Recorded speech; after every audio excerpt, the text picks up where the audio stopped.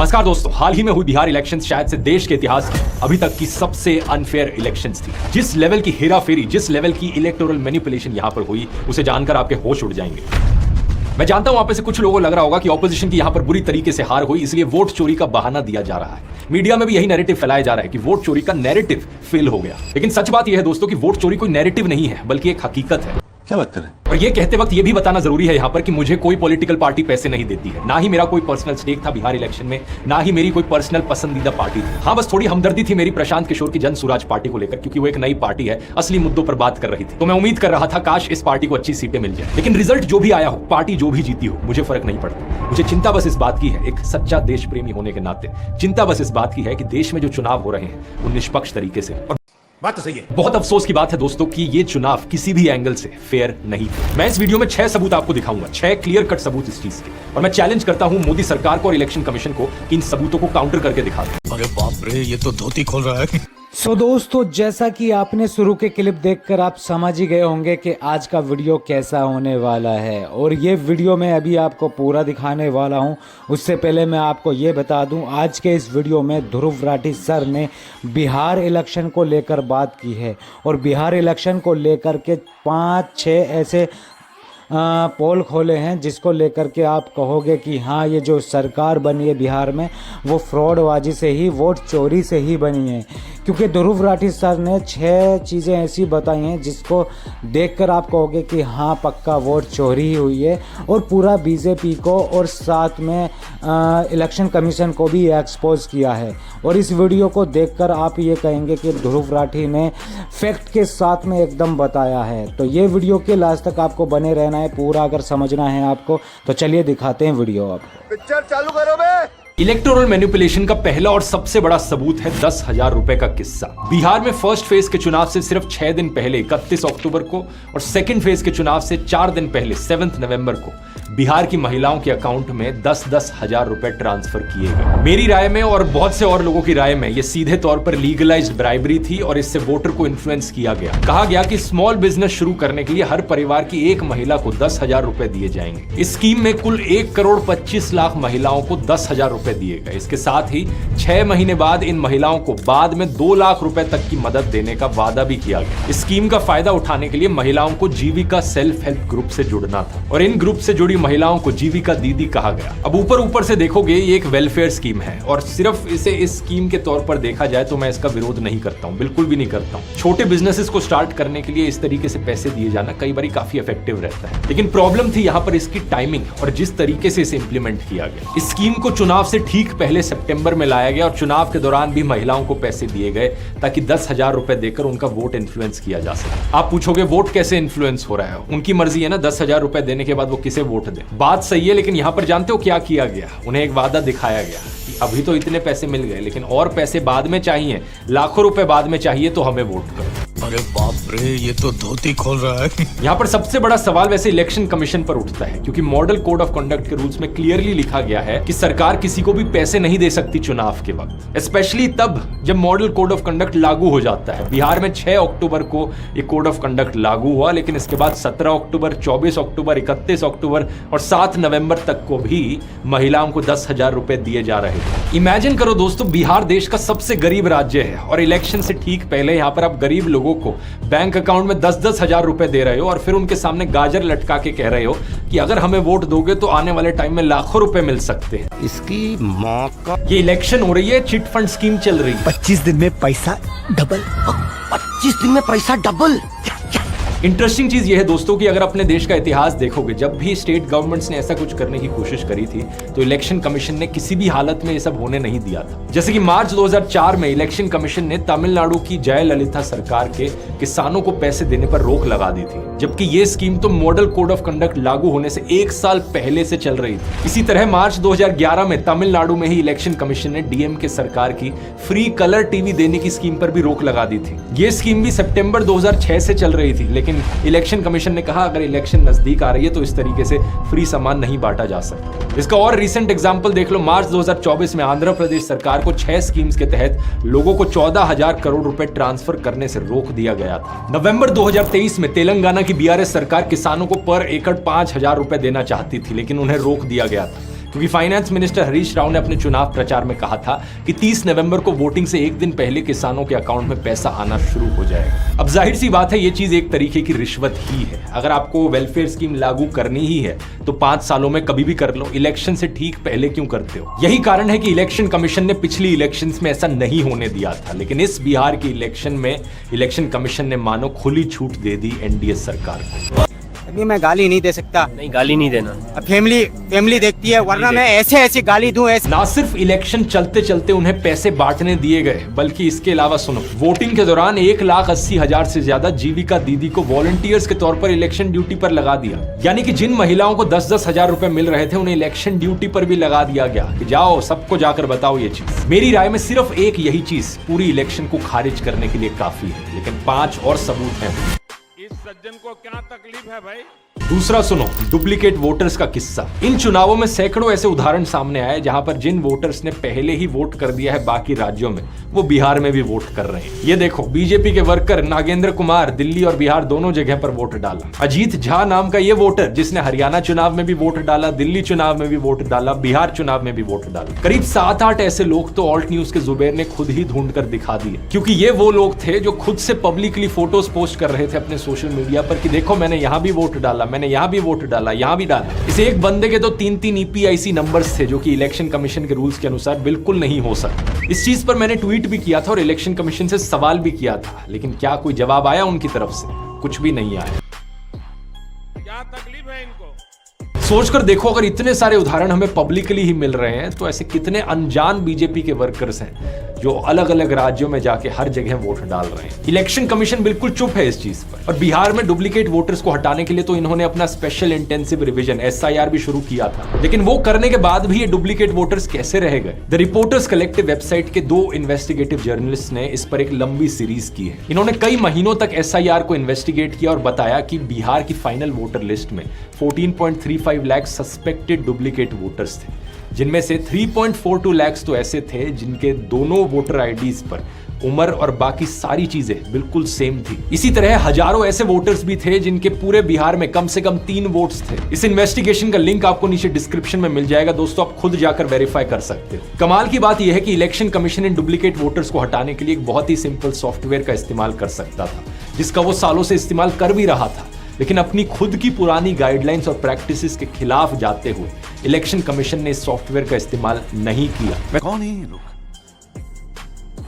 कहां से आते हैं? सीधा सवाल पूछना चाहूंगा इलेक्शन कमीशन से यहां पर, क्यों नहीं किया सॉफ्टवेयर का इस्तेमाल? क्या आप चाहते थे कि फाइनल वोटर लिस्ट पर ये डुप्लीकेट वोटर्स रहे? इस चीज पर पहले जब रिपोर्टर्स कलेक्टिव के एक जर्नलिस्ट ने बिहार के चीफ इलेक्टोरल ऑफिसर से सवाल पूछा तो उन्हें मॉडल कोड ऑफ कंडक्ट के नाम पर धमकाने की कोशिश की है। ये हो गए दोस्तों 2 क्लियर कट सबूत। सो दोस्तों, जैसा कि आपने अभी तक के वीडियो में देखा, ध्रुव सर ने अभी तक 2 प्रूफ दे दिए हैं कि जिनकी वजह से बिहार में बीजेपी ने सरकार बनाई है, और अभी बाकी के 4 और रहे हैं। और 4 को जब सुनोगे आप तो सोचोगे कि यार क्या क्या करना पड़ता है मतलब सरकार बनाने के लिए। और जितने भी जो भी कुछ किया है बीजेपी सरकार ने, इलेक्शन कमीशन ने, वो सुनकर वो देखकर आप हैरान हो जाएंगे कि इतना गिर सकती है बीजेपी सरकार और इलेक्शन कमीशन। तो चलिए देखते हैं आगे का वीडियो। तीसरा सुनो, स्पेशल वोटर ट्रेन्स। बीजेपी ने हरियाणा से हजारों लोगों को स्पेशल ट्रेन्स के जरिए बिहार भेजा, जिससे वो बिहार में जाकर वोट डाल सके। सुप्रीम कोर्ट के लॉयर कपिल सिब्बल ने एक प्रेस कॉन्फ्रेंस करके ये बताया भी कि सिर्फ 3 नवंबर को हरियाणा से कम 4 स्पेशल ट्रेन्स चलाई गई ताकि बिहार तक वोटर्स को लेके जाया जा सके। तो पब्लिकली बताएं क्या ये स्पेशल ट्रेन चली? और जो मैंने कहा है 10 बजे, 11 बजे, 3 तारीख को, फिर 3 बजे, 4 बजे। कपिल सिब्बल ने यह भी सवाल पूछा कि क्या ये जेन्युइन वोटर्स थे या किसी प्लान्ड ऑपरेशन का हिस्सा थे? अगर तो ये जेन्युइन वोटर हैं तो उनके लिए तो स्पेशल ट्रेन की जरूरत नहीं है। बात तो सही है। एबीपी न्यूज के इस वीडियो को देखिए, इसमें लोग बता रहे हैं कि सारा खर्चा बीजेपी उठा रही है। पैसा किसने दिया टिकट? मोदी सरकार ने दिया है। तुम्हारे से कोई पैसा नहीं लिया? कोई पैसा नहीं लिया है। किसने दिया खर्चा वर्चा? मोदी सरकार दिया है। हाँ, हमारे कोई पैसे नहीं। नहीं। ट्रेन का खर्चा कौन कर रहा है? कोई बीजेपी कर रही है, फ्री में भेज रही है। हाँ जी। तो यहाँ से जाने का खर्चा वही दे रहा है। वो दे रहा है अपने आप से। बीजेपी के नेता ये खुद ही दावा कर रहे हैं। खर्चा कौन कर रहे हैं? खर्चा जो है इसका देखिए भारतीय जनता पार्टी कर रही है। टिकट भाजपा अरेंज करा के दे रही है। बिल्कुल निःशुल्क दे रहे हैं इनको। बीजेपी अपने खर्चे पर खाने पानी का इंतजाम करके स्पेशल ट्रेन चला रही है दूसरे राज्यों से ताकि वोटर्स को बिहार लाया जा सके। अब सुनने में आपको लग सकता है कि आखिर इसमें गलत क्या है, वोटर्स को ले जाया जा रहा है ताकि वो वोट डाल सके, इसमें तो कोई गलत चीज नहीं है। लेकिन ये देखिए, the representation of the people act 1951 जो इंडिया में इलेक्शंस को गवर्न करता है, इसमें साफ साफ लिखा हुआ है कि कोई भी कैंडिडेट अपने खर्चे पर कोई भी व्हीकल हायर करके लोगों को वोटिंग के लिए भेज नहीं सकता, और अगर वो ऐसा करता है तो उसे करप्ट प्रैक्टिस माना जाता है। मतलब एक शहर के एक कोने से दूसरे कोने तक भी वोटर्स को अगर ले जाया जाए फ्री ट्रांसपोर्ट देकर, ये भी गलत है। और यहाँ तो हरियाणा से बिहार तक लोगों को स्पेशल ट्रेन में ले जाया गया। एक बार फिर से रूल्स के अनुसार इलेक्शन कमीशन को इस चीज पर एक्शन लेना चाहिए था और इन ट्रेन को रोक देना चाहिए था, लेकिन उन्होंने ऐसा नहीं किया। अरे क्या करूं मैं इसका, क्या करूं इसका, क्या करूं, मार भी नहीं सकता। यहाँ पर आम आदमी पार्टी के सौरभ भारद्वाज ने आरोप लगाया कि बीजेपी ने एसआईआर के दौरान अपने लॉयल वोटर्स को आइडेंटिफाई किया और इंश्योर किया कि वो डिलीट ना हो और फिर उनको बिहार में वोट डालने के लिए भेजा। इसी तरह राहुल गांधी ने भी आरोप लगाया कि बीजेपी के लोग खुलेआम अलग अलग राज्यों में घूमकर वोट डालते हैं और इस चोरी को छुपाने के लिए सारे सबूत मिटाए जाते हैं। लेकिन सबूत इतने सारे हैं दोस्तों कि मिट नहीं सकते, सब कुछ पब्लिक डोमेन में अवेलेबल है। तुम्हारे जैसे लोग इस देश के लिए श्राप। तो दोस्तों अभी तक आपने ध्रुव सर ने 3 प्रूफ दे दिए हैं फ्रॉडबाजी के, जो कि जिसकी वजह से सरकार बनी है। और अभी तक आपने जो वीडियो देखा है, वीडियो का ट्रेलर ही देखा है, पिक्चर अभी बाकी है। पिक्चर अगर आपको देखना है तो वीडियो के लास्ट तक आपको बने रहना है, क्योंकि अभी 4 और फ्रॉड बाकी हैं जो कि 4 और प्रूफ के साथ में बताने वाले हैं ध्रुव सर। तो चलिए दिखाते हैं आगे का वीडियो आपको। रूल्स, सीसीटीवी के रूल्स को बदलना और गड़बड़ी के सारे प्रूफ्स मिटा देना। पोलिंग बूथ्स की सीसीटीवी फुटेज एक बहुत ही अहम चीज है दोस्तों, क्योंकि इस फुटेज के जरिए साफ देखा जा सकता है कि सच में किसी इंसान ने 2 जगह पर वोट डाला है या नहीं, किसी ने किसी और के नाम पर वोट डाला है या नहीं, कितने लोग एक पोलिंग बूथ में आ रहे हैं दिन में, क्या उसका नंबर सही से रिकॉर्ड किया जा रहा है या नहीं। लेकिन इलेक्शन कमीशन सीधे तौर पर इस सीसीटीवी फुटेज को छुपाना चाहता है, क्योंकि इन्होंने इसका भी रूल बदल डाला। पहले the conduct of election rules 1961 में नियम था कि कोई भी एक फीस देकर इलेक्शन पेपर्स मांग सकता है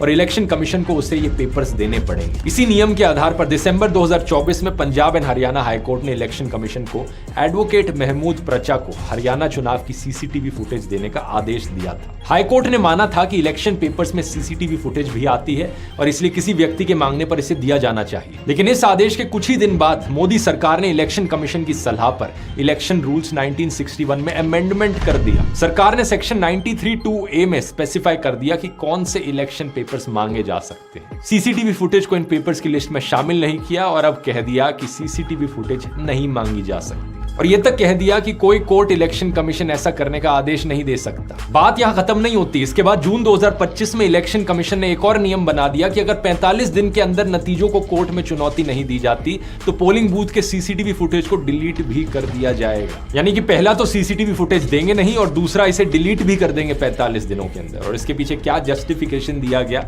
बिल्कुल ही बकवास justification. Chief election commissioner Gyanesh Kumar कहते हैं कि हमारी माताओं, बेटियों, बहुओं की वीडियो को हम कैसे शेयर कर दें। क्या अपनी माताओं, बहुओं, बेटियों सहित किसी भी मतदाता की सीसीटीवी वीडियो चुनाव आयोग को साझा करनी चाहिए क्या? मतलब कोई बेडरूम की फुटेज थोड़ी देख रहा है, पोलिंग बूथ की ही तो फुटेज है, इसमें वोट ही तो डाले जा रहे हैं। इसकी माँ का। इससे पहले चीफ इलेक्शन कमिश्नर रहे राजीव कुमार का कहना था कि अगर एक व्यक्ति रोजाना 8 घंटे सीसीटीवी फुटेज देखेगा तो उसे पूरी सीसीटीवी फुटेज देखने में 3600 ईयर्स लग जाएंगे। अगर 8 घंटे भी रोज देखेगा तो 3600 साल लगेंगे उसको देखने में। 3600 years he will take to see. Why does he want it? मतलब इन्हें इतनी क्या चिंता है, यहाँ पर 100 लोगों की टीम भी तो बैठकर देख सकती है सीसीटीवी फुटेज को। बात तो सही है। यहाँ पर ध्रुव राठी सर ने बिल्कुल सही बोला है कि यहाँ पर 100 लोगों की टीम भी तो देख सकती है सीसीटीवी कैमरों को, जिसकी वजह से पर्दाफाश हो कि कौन कौन 2 बार वोट कर रहा है, 3 बार वोट कर रहा है। लेकिन वो लोग कहते हैं कि एक ही बंदा देखेगा तो एक दिन में 8 घंटे देख सकता है, तो उस हिसाब से सालों लग जाएंगी। लेकिन यहाँ ध्रुव सर ने जो बोला है वो बिल्कुल सही बोला है कि 100 लोगों की टीम या 200 लोगों की टीम भी बिठा सकते हैं कैमरों को चेक करने के लिए, क्योंकि यहाँ पर कोई गलती नहीं होनी चाहिए। 5वां सुनो यहाँ पर, वोटर डिलीशन। जून से सितंबर के बीच इलेक्शन कमीशन ने बिहार में स्पेशल इंटेंसिव रिवीजन यानी SIR किया था। इसका मोटे मोटे तौर पर मतलब था कि वोटर लिस्ट को दोबारा से नया तैयार किया गया। अब एक आरोप तो यहां पर यह था कि इसमें डुप्लीकेट वोटर्स को हटाया नहीं गया, जिसका सबूत मैंने पहले देखा है। दूसरा आरोप यहां पर यह है कि जो जेन्युइन वोटर्स हैं उनका नाम हटा दिया गया। कौन से जेन्युइन वोटर्स? खास तौर पर वो वोटर्स जो ऑपोजिशन के वोटर्स माने जाते हैं। SIR शुरू होने से पहले जून 2025 में बिहार की वोटिंग लिस्ट में 7.89 करोड़ नाम थे, लेकिन SIR के बाद केवल 7.42 करोड़ नाम रह गए, यानी कि लगभग 46 से 47 लाख लोगों को यहां पर हटाया गया वोटर लिस्ट से। लेकिन रियलिटी यहां पर यह है दोस्तों कि इससे कहीं ज्यादा और लोगों का नाम काटा गया। इंडियन गवर्नमेंट के technical group on population projections के हिसाब से बिहार में सितंबर 2025 में 8.22 करोड़ वोटर्स होने चाहिए थे, लेकिन फाइनल वोटर लिस्ट में सिर्फ 7.42 करोड़ नाम थे, यानी कि लगभग 80 लाख लोग मिसिंग थे यहां पर, जो कि 10% पॉपुलेशन होती है वोटिंग लिस्ट। द वायर की एक रिपोर्ट में सामने आया कि इस SIR को तैयार करते वक्त ऑपोजिशन के कोर वोटर्स के नाम ज्यादा डिलीट किए गए और उन इलाकों को ज्यादा टारगेट किया गया जहां पर ऑपोजिशन स्ट्रांग थी या जहां पर क्लोज फाइट थी। उदाहरण के तौर पर सीमांचल, जहां ऑपोजिशन को स्ट्रांग माना जाता है, वहां पूरे बिहार में सबसे ज्यादा लोगों के नाम काटे गए। यहाँ पर 7.7% नाम वोटर लिस्ट से डिलीट हुए, जबकि बाकी बिहार की एवरेज 5.9% थी। इसी तरह मुस्लिम भी SIR से बाकी लोगों के मुकाबले ज्यादा प्रभावित हुए। पहली ड्राफ्ट वोटर लिस्ट में जिन 65 लाख लोगों का नाम काटा गया था, उनमें से 24.7% मुस्लिम्स थे, और जब इसके बाद फाइनल वोटर लिस्ट निकाली गई, उनमें से लगभग 33% मुस्लिम थे, जबकि बिहार में मुस्लिम्स की आबादी 16.9% है। और ये चीज सिर्फ मुसलमानों के साथ नहीं हुई, बल्कि उन सभी कैटेगरीज के वोटर्स के साथ रही जो आमतौर पर ज्यादा ऑपोजिशन को वोट देते हैं, दलित, आदिवासी। और आप यहाँ पर शायद पूछोगे कि अगर ऐसा सही में हुआ तो कोई खड़ा होकर बोल क्यों नहीं रहा कि हमारे नाम काटे गए। इस चीज का भी मैं आपको सबूत दिखाना चाहूंगा। ऐसे ढेर सारे वीडियोस सामने आए हैं जहां पर लोग कंप्लेन कर रहे हैं कि उनके नाम वोटर लिस्ट में गायब है। कट गया नाम। आपका भी वोट कटा है? हाँ, हमारा कट गया। सबका कट गया। ये छोटा बरहमपुरी इलाका है जहां पर बहुत सारे जो ये वोटर हैं हाथों में वोटर ID लिए हुए खड़े हैं, और इनका ये कहना है कि इनका नाम SIR में नहीं आया था, तो आज वोट भी इनको डालने नहीं दिया जा रहा। सो दोस्तों, जैसा कि आपने अभी देखा, जिनकी SIR होने के बाद में वोट आ ही नहीं है, मतलब जिन्होंने वोट नहीं डाला है, और कितने लोगों की वोट कटी है, ये अभी आपने 1-2 वीडियो ही देखी हैं। और अभी आगे जो आप देखने वाले हैं, तो इतनी सारी वीडियो देखने वाले हो तो आप शॉक्ड होने वाले हो कि इतने लोगों की वोट कटी हैं, और सिर्फ ये बिहार का दिखाया जा रहा है। बाकी कितनी जगह इलेक्शन हो रहे हैं और कितनी जगह लोगों की वोट कटने जा रही हैं या कट भी चुकी हैं। तो चलिए देखते हैं आगे वोट किस किस का कटा है। और ये एक और वीडियो देखो। कट गया मेरा नाम कटा गया। मेरा पत्नी का जो हमेशा हम लोग देते हैं, विकलांग हम लोग हैं, लेकिन कट गया है, तो बताइए अब हम लोग क्या करें। दलित समाज से आप लोग नाम आपका भी कट गया है? कट गया। आधा से ज्यादा लोग नाम कटा हुआ है। हर जगह लोग कंप्लेन कर रहे हैं कि जब वो वोट डालने गए उनका नाम तो वोटर लिस्ट पर था ही नहीं। जब वो वोट देने पहुंचे तो उन्हें कहा गया कि आपका नाम ही वोटर लिस्ट में नहीं है। क्या तो आपका क्या वोटर लिस्ट से नाम कट गया? हाँ, कट गया। इसी तरह कुछ लोग जब पोलिंग बूथ पर पहुंचे तो उनसे कहा गया कि उनका वोट पहले ही डल चुका है। अरे गए हैं वोट गिराने के लिए। हाँ, गिर गया। आपका हाथ दिखाइए तो, स्याही लगा हुआ है। क्या ही लगा है? गिरा वही नहीं दिया है, तो वोट गिराने नहीं दिया। बोला आपका वोट गिर गया, तो हम बोले कैसे वोट गिर गया भाई? हाँ, हम तो वोट गिरावे नहीं किए हैं। और फार्म भरने के बाद भी जब वोट देने आए हैं, इनका तो नाम और इनका हस्बैंड का नाम दोनों मैच कर रहा है। बूथ नंबर 47 पे था, जब बूथ नंबर 47 पे जाते हैं तो पता चलता है कि उसमें चेहरा किसी और का है, सब नाम और हस्बैंड का नाम इन्हीं का है, और वोट पड़ा हुआ है। दोस्तों, फाइनली आज का वीडियो यही एंड होता है। अगर आपको ये वीडियो अच्छा लगा हो, आपको ध्रुव राठी सर ने जो बताया है आपको सही समझ में आया हो, तो उस पर कमेंट्स करें, आप अपनी राय जरूर दें। बाकी ऐसे वीडियो देखने के लिए चैनल को जरूर सब्सक्राइब कर लेना है, क्योंकि इस तरह के वीडियोस चैनल पर आपको मिलते रहते हैं। बाकी इस पूरी वीडियो पर आपकी क्या राय है, तो आप अपनी राय कमेंट्स बॉक्स में जरूर देकर जाएं। तो चलिए मिलते हैं नेक्स्ट वीडियो में, तब तक के लिए टाटा।